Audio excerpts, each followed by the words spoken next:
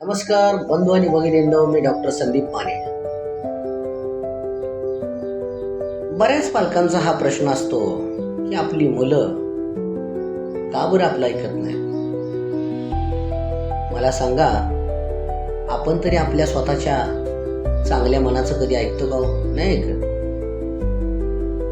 आपलं चांगलं मन आपल्याला सांगत असतं आपल्याला निरोगी राहायचं आहे, दीर्घायुषी राहायचं आहे. आपण रोज योगा केला पाहिजे, वॉकिंगला गेलं पाहिजे, मेडिटेशन केलं पाहिजे. करतो का? नाही करत ना. आजपासून बदल करूया. ज्या कोणा पालकांना आपल्या मुलांना, आपल्या संपूर्ण कुटुंबाला यशस्वी पाहायचं आहे, त्या पालकांनी स्वतःमध्ये आजपासून बदल करूया. सकाळी उठल्यानंतर आपण पहिल्यांदा त्या परमेश्वराचे आभार मानूया. ज्या परमेश्वराने आपल्याला हे शरीर दिले, आपले हे श्वास दिलेले आहेत, त्याबद्दल ह्या परमेश्वराचे आभार मानून आपण दिवसाची सुरुवात करूया.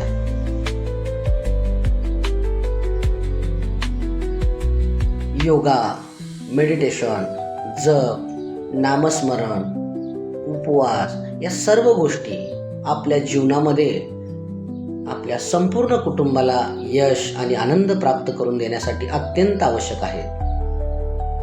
आणि यामध्ये खूप मोठं एक शास्त्र आहे, ज्या शास्त्राचा आपण आपल्या जीवनामध्ये स्वीकार करणं आणि त्याप्रमाणे वागणं अत्यंत आवश्यक आहे.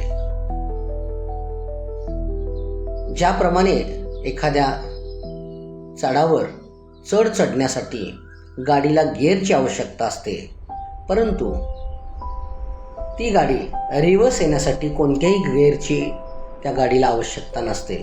त्याचप्रमाणे आपल्या जीवनामध्ये आपण चांगल्या गोष्टींची जर सवय नाही लावली तर नकळतपणे आपल्याला वाईट गोष्टी चिटकतात.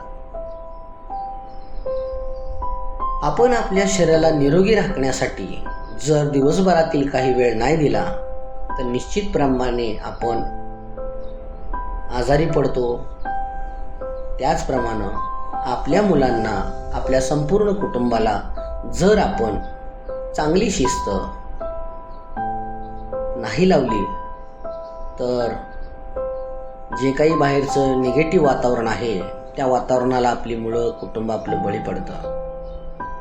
आपल्या मुलाने तरुणपणात येऊन कोणतं व्यसन करू नये असं जर कोण्या पालकाला वाटत असेल तर त्या पालकाने, त्या वडिलांनी स्वतः कोणतंही व्यसन लावून घेऊ नये. अगदी चहाचं सुद्धा व्यसन वाईटावे.